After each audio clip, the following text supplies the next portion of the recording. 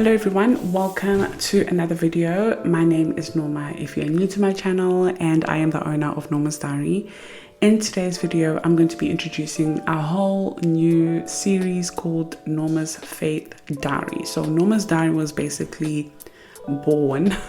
I created Norma's Diary so that I can share my journey. It's like my diary. Basically, you see my finances, you see my debt, you see everything. So I created Norma's Diary so that I could create a video diary sharing my journey to hopefully help someone else who also is on the same journey and wants a friend or some motivation.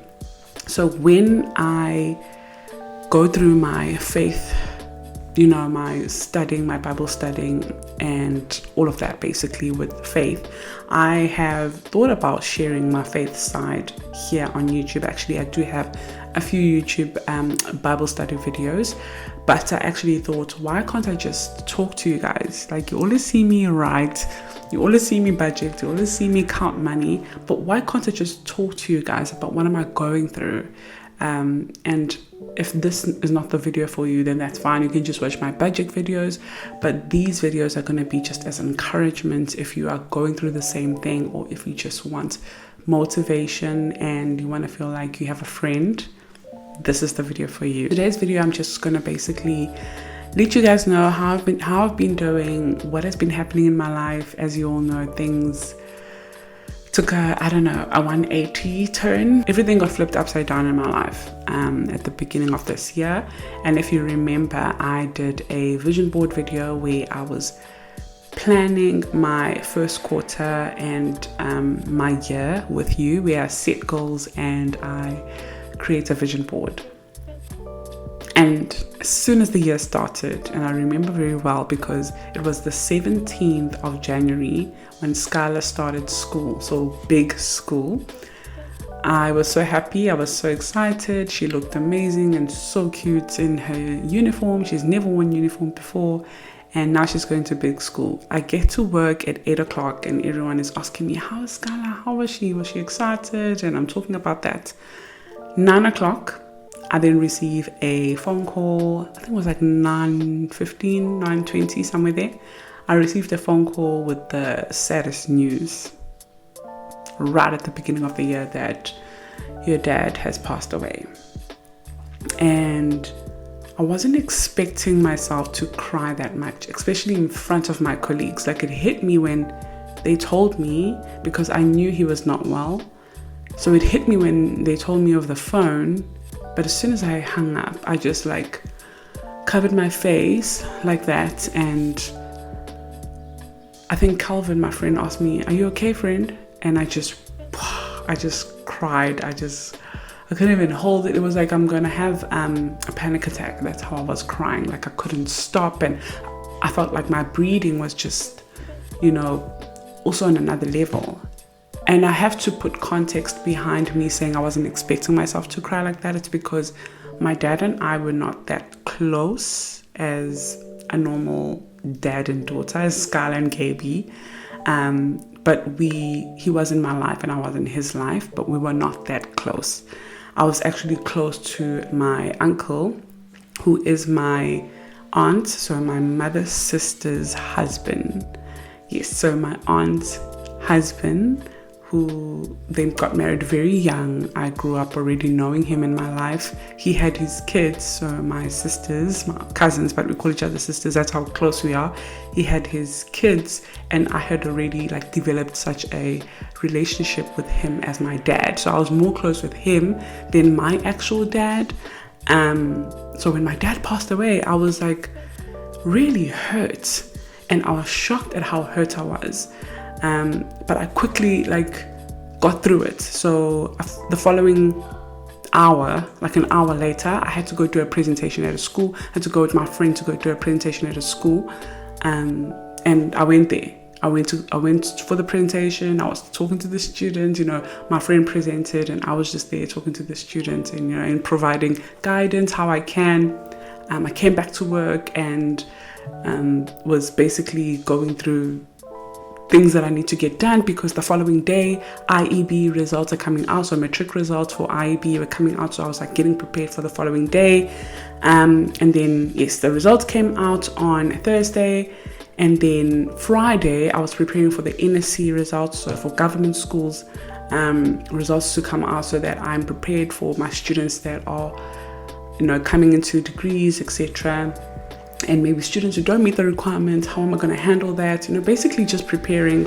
And then Saturday was the funeral, and I went to the funeral. I was strong, I was fine.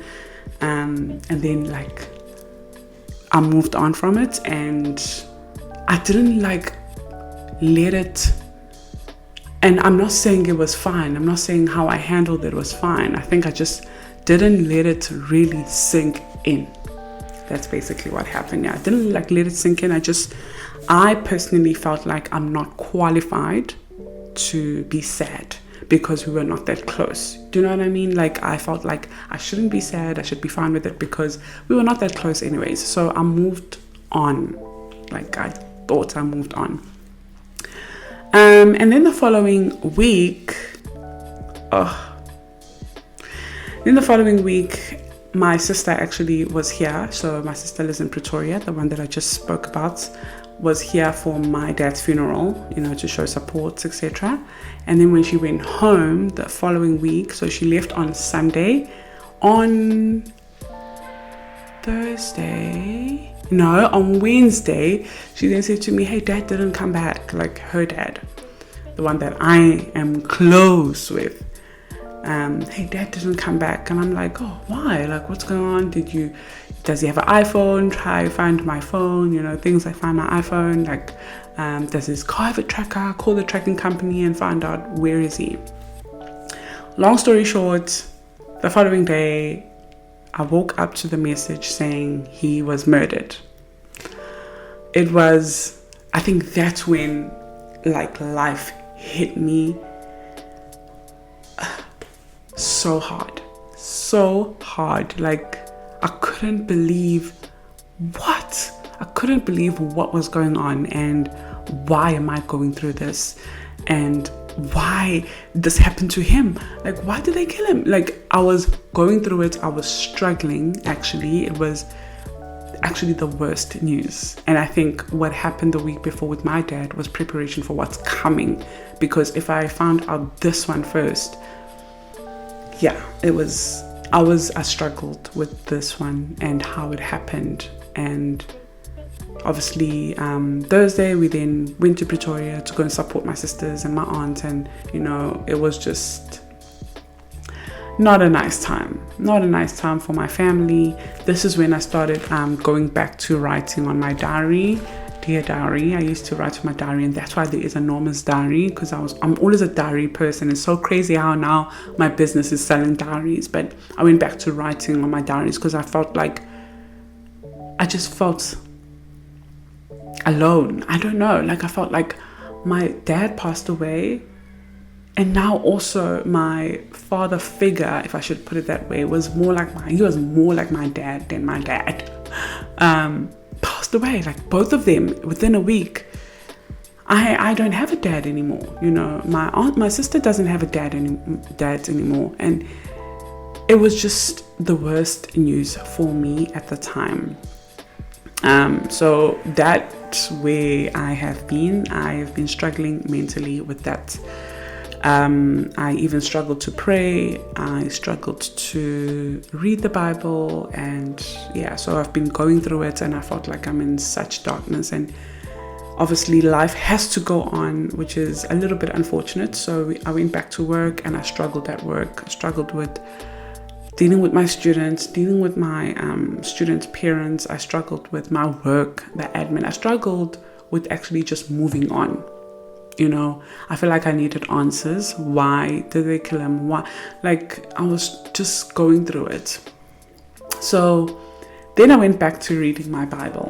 So as I heal and moving on with life, I guess, I really needed guidance. I really needed some sort of encouragement. And this is again why I'm creating these videos, because maybe someone out there also might not be going through the same thing as me. Might be a financial situation. As you know, this channel is mostly about finance, and you are needing guidance and you're needing encouragement. And this is why I'm creating these videos. So I went back to reading the book, and I just wanted to learn how to pray again. I want to learn how to pray again, because now my prayers are starting to not really be not powerful. I'm just doing it just because I know I'm supposed to do it, but actually it doesn't mean anything. I was getting to that point. So I went back to, I want to learn how to pray again. And this prayer on Matthew 6, chapter 9, which we all know, it says, pray like this: Our Father in heaven. That first line took me back. Like, why does the prayer start like that? Why does it start with our Father in heaven? Oh my God, I have a father. I had a realization that, yes, I lost my father and dad on earth, but I still have a dad in heaven. I have a father in heaven. And my dad on earth and my other dad on earth, was also the child of God. So they are gone to their father. And I still have a father in heaven. He might not be a father that we can see here, that I can go to, if I need help with changing my car battery or my whatever, but he's with me all the time. He is my Father in heaven, and I need to rely on him and not rely on people on earth. I need to rely on my Father in heaven that is with me at all times. So that first line of the prayer, Our Father in heaven, may your name be kept holy. May your kingdom come soon. May your will be done on earth as it is in heaven. That was encouragement enough. So now when I do my prayers, I pray the prayer, that normal prayer, and then I speak. I'm like, Dad in heaven, which is the creator of the ocean, the creator of me, the creator of grass, the creator of these trees, of the beautiful sun, the lovely water that we feel on our skin, on our feet, the creator of oxygen, like that we breathe in and out. So now I'm like, Dad, my creator, right now I'm struggling with my bills and I don't have much, anymore. KB also doesn't have much anymore. Can you please, can you just send me money? And I just need to pay this bill. I just need to sort out this bill. And then I leave it. It's like when our kids are, I see it with Skylar. I say, Skylar, hey, let's get into the car and let's go for a ride. She just takes her shoes and she goes. She trusts me as her mom. She trusts KB as her dad. She doesn't question, where are we going? What are we going to do? Oh, are we going there? Where are we going to get money to spend? Like, she doesn't question or anything. She just trusts and goes with me. And that is the Father that I have right now. Our God, our Father in heaven. I can just put it out there that, hey, Dad, right now I am struggling and I cannot do this on my own. I've tried and it's not working. So I need you to please just send me money so I can pay off this bill right here. I just need to pay off our medical aid. Please send me money so I can pay it off. Please help me so I can get food for my family. And can you imagine, like, the Father on earth will be like, okay, no problem, I'll transfer the money now. Why not have the same relationship with our Father in heaven, that he's going to do the same thing? You might not know when, how, but it will happen. And that's faith. That's the relationship that I have now created with my Father in heaven after just reading that one line of prayer.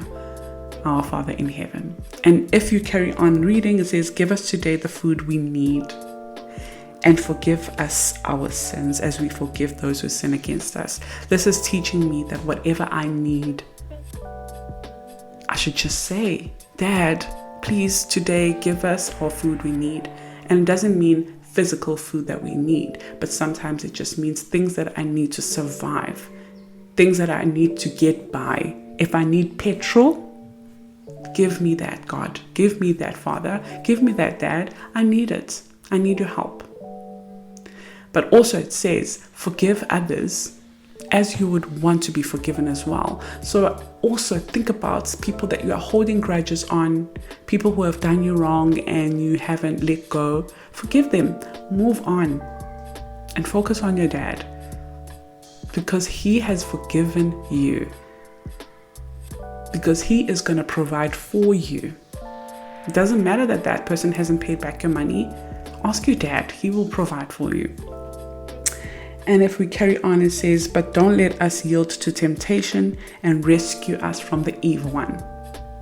Because dad protects. Dads are protectors.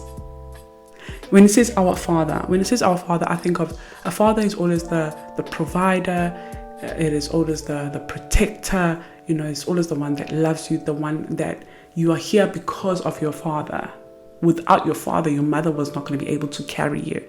So that is our Father. So my Father in heaven is going to protect me against the evil one, against things that I can't see with my eyes, my flesh eyes. Right now I can see like, oh, there's someone there who's probably going to try and mug me and I'm going to run away. But I actually can't see the spirits that linger around us, things that people are sending using their own spiritual black magic towards you. You cannot see it, but your Father can. So if you pray and say, Father, protect me against any evil one, you are protected. All you have to do is believe. Just like how you believed when you asked your dad for money, or when you asked your dad for help, and you believed that they would, believe the same thing about your Father in heaven. I really hope this was encouraging. I really hope you enjoyed this video, and I'll be back with another one. Comment down below if you did. If you didn't, let me know. I'll probably stop. But again, I am feeling so called to do these kind of videos. So maybe I won't stop, because I'm not seeking any validation from people anymore. It really does hurt when you stop getting that validation, or when you lose that person. So I'm seeking my validation from God, and everything is here that teaches you how loved you are, how chosen you are. I saw also another verse, and I hope I will find it. It was in John. Let me see if I can find it on my phone. This verse is on the book of John 15 verse 16, and it says, you have not chosen me, but I have chosen you. I love that. And one day we're going to dive deep into it, but I love that. You don't have to be perfect. You don't have to do anything. You're already chosen. You already are a child of God, and that is it. Like, if people here on earth are not choosing you, are not liking you, if you are feeling insecure because someone said something about your looks, it doesn't matter. It doesn't matter, because the most important person has chose you. Thank you so much for watching, and have a wonderful day. Bye.